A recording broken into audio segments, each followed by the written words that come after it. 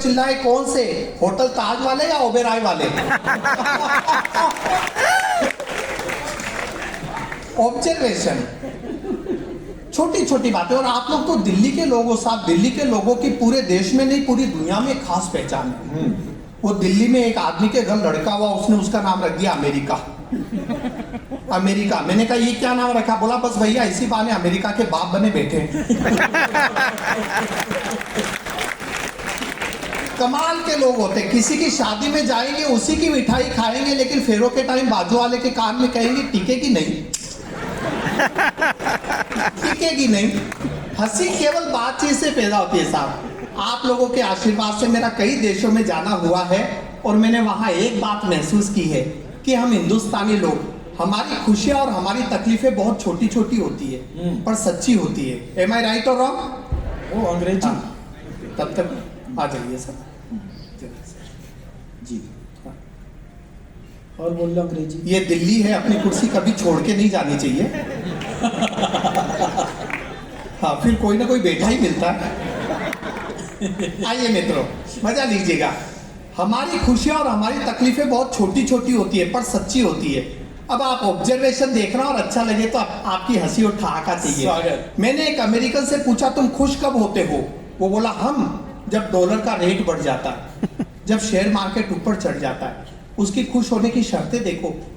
बोला जब डॉलर का रेट बढ़ जाता है, जब शेयर मार्केट ऊपर चढ़ जाता है तब हम खुश होते हैं। तुम कब खुश होते हो? मैंने कहा हम जब ट्रेन का वेटिंग कंफर्म हो जाता है।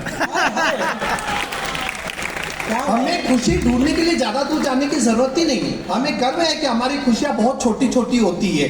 कोई फटा हुआ नोट गड्डी के बीच फंसाकर चला दिया,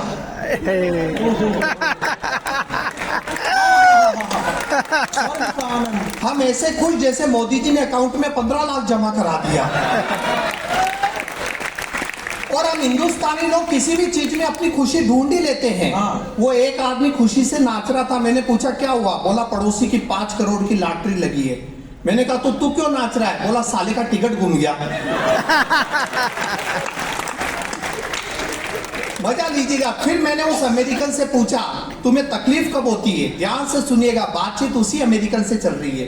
बातचीत में कविता है, कविता में बातचीत।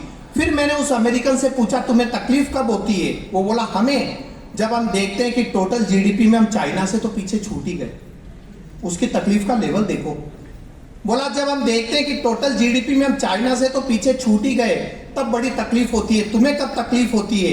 मैंने कहा हमें जब हम मोबाइल को चार्ज पर रखकर जाए और 2 घंटे बाद आकर देखे साला स्विच ऑन करना तो भूल ही गए।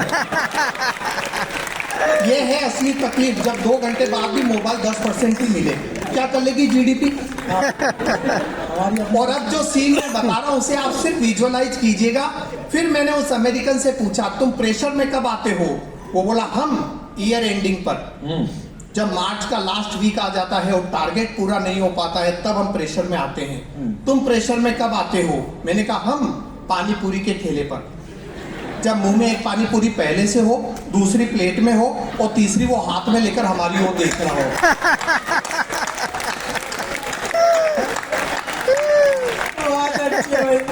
आप इस सीन को केवल विजुअलाइज कीजिए। सारी भाभियां जानती है ये ऐसा प्रेशर है जिसमें पानी पूरी का पानी नाक से निकलने लगा। इस प्रेशर के सामने प्रेशर कुकर भी फेल है। और अब मुझे केवल महिलाओं की तालियां चाहिए, बात अच्छी लगे तो। हम हिंदुस्तानी लोग किसी भी चीज का असली उपयोग जानते हैं। बताइए इनो बनाने वाली कंपनी ने सपने में भी नहीं सोचा होगा कि उसकी एसिडिटी की दवा का यूज भारत के लोग ढोकला फुलाने में करेंगे। वाह वाह वाह वाह वाह वाह करो भाई, बहुत बढ़िया। ये सच है ना? आप बताइए इनो का ईगो कितना हर्ट हुआ होगा जब उसे पता चला होगा उसके इंटरनेशनल ब्रांड से हम केक और ढोकले फुला रहे हैं। अच्छा, ये गुड़ रहस्य भी केवल हम ही जानते हैं। पहले भटूरा फुलाने के लिए उसमें इनो डालो, फिर भटूरे से फुला हुआ पेट पिचकाने के लिए इनो पियो।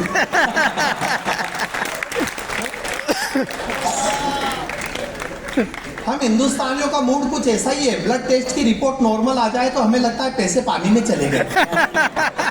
कुछ निकला ही नहीं। आपके घरों में टीवी का रिमोट बैटरी से 2 महीने और झटकों से 6 महीने चलता है। तो छोटी छोटी बातें मित्रों, हंसी कहीं से भी निकल कर आती है। आइए, वक्त की एक सीमा है हाँ। और मैं एक रचना आपके बीच में पेश करना चाहता हूँ। आइए सर, जल्दी से बैठ जा। वो जल्दी से नहीं आ पाएंगे, तब तक रचना पूरी हो जाएगी। पढ़ो। देखिए, कविता की भूमिका ये है कि जीवन में अहोभाव होना चाहिए, हाँ। जो है उसी में आनंदित रहना चाहिए। ऐसा नहीं है कि जीवन छोटा है, दरअसल हम जीना देर से शुरू करते हैं। क्या कहने, वाह! बस यही कविता की भावभूमि है, आनंद लीजिएगा। सिर्फ 3 मिनट की रचना है, अच्छा लगे तो आपका आशीर्वाद कीजिए। स्वागत भाई, स्वागत। बचपन में हम पैदल स्कूल जाते थे, वहीं कुछ दोस्त साइकिल पर आते थे। उन्हें देख एक कसक हर पल होती, काश अपने पास भी साइकिल होती। मन मचल मचल कर अधूरी इच्छा की माला जपता रहा, बचपन साइकिल की आस लिए इन 2 पैरों से नपता रहा। मन मचल मचल कर अधूरी इच्छा की माला जपता रहा, बचपन साइकिल की आस लिए इन 2 पैरों से नपता रहा। और एक दिन बचपन विदा होते होते कही गया, बेटा पैदल और साइकिल का अंतर रही गया। क्या कहने। और एक दिन बचपन विदा होते होते कही गया, बेटा पैदल और साइकिल का अंतर रही गया।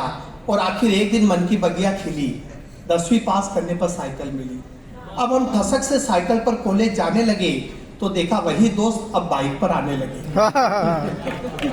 बहुत अच्छे भाई, वाह!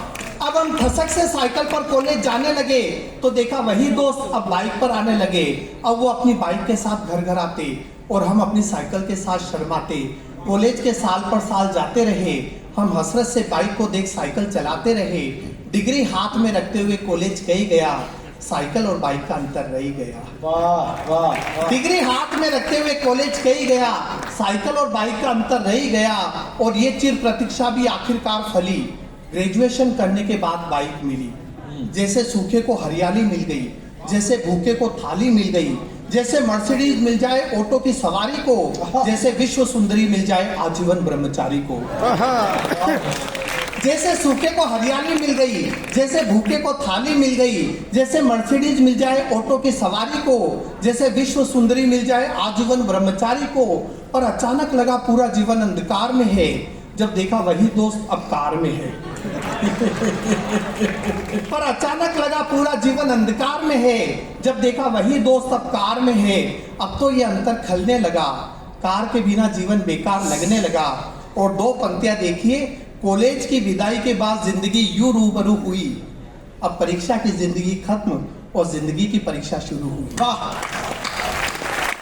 अच्छी पंक्ति। कॉलेज की विदाई के बाद जिंदगी यूं रूबरू हुई, अब परीक्षा की जिंदगी खत्म और जिंदगी की परीक्षा शुरू हुई। अब जीवन की असली दौड़ शुरू हुई, एक दूसरे से आगे बढ़ने की होड़ शुरू हुई। ख्वाहिशों और जरूरतों के बीच रस्साकसी चलती रही, एक कार की आस में जिंदगी गुजरती रही। वाह। और आखिरकार जीवन की आपाधापी से फुर्सत निकाल कर, सारी जमा पूंजी जोड़ जाड़ कर जब कार खरीदने की हैसियत हो गई, तब तक हाई सोसाइटी हेल्थ कॉन्शियस हो गई। जब कार खरीदने की हैसियत हो गई, तब तक हाई सोसाइटी हेल्थ कॉन्शियस हो गई।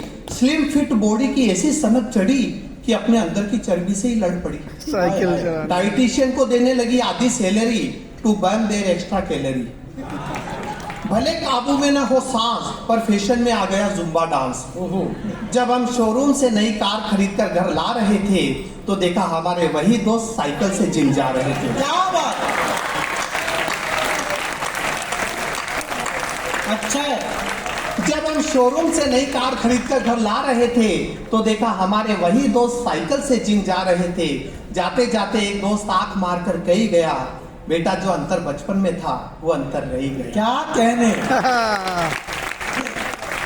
और अब अंतिम 6 पंक्तियां जो जीवन का भी सार है और कविता का भी। अंतर रही जाता है 2 व्यक्तियों में, 2 विचारों में, अंतर रही जाता है एक नदी के 2 किनारों में। हाँ। अंतर रही जाता है सुख दुख और धूप छाव में, अंतर रही जाता है जीवन के उतार चढ़ाव में। आहा। अंतर रही जाता है स्वप्न और यथार्थ में, अंतर रही जाता है नियति और निदान में। अंतर सदा है, सर्वदा है, निरंतर है, इसमें खुश रहने का बस एक ही मंत्र है, जो प्राप्त है वो पर्याप्त है। क्या। वाह वाह। वाह वाह वाह वाह वाह।